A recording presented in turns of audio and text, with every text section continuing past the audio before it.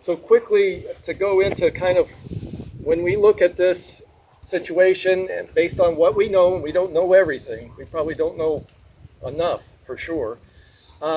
We kind of came to a proposed way of approaching this.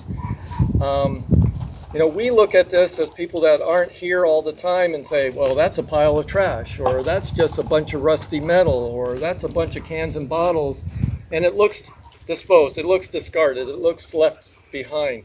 But that may not be the case. That might be someone's resource. They're planning to use that sometime, or cash in those cans and bottles, or they have some other ideas about some of that material. So with that assumption, we thought it would be best to set up a program where the community tells us what needs to be picked up.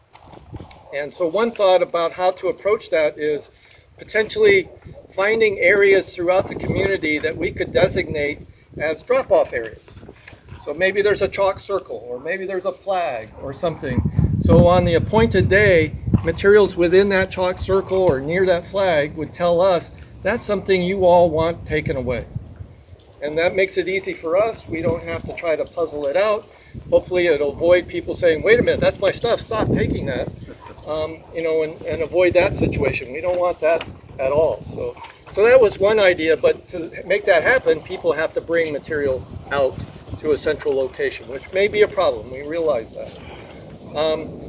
We would then bring our contractors through and go from point to point and pick up whatever's been accumulated there and have a location somewhere within the nearby area to consolidate and sort that material, sort and consolidate that material.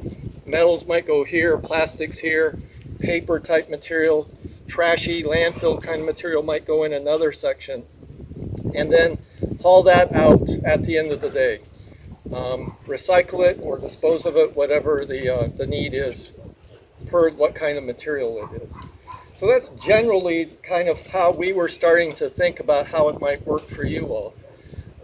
So I don't think we got too much further than that really. No, but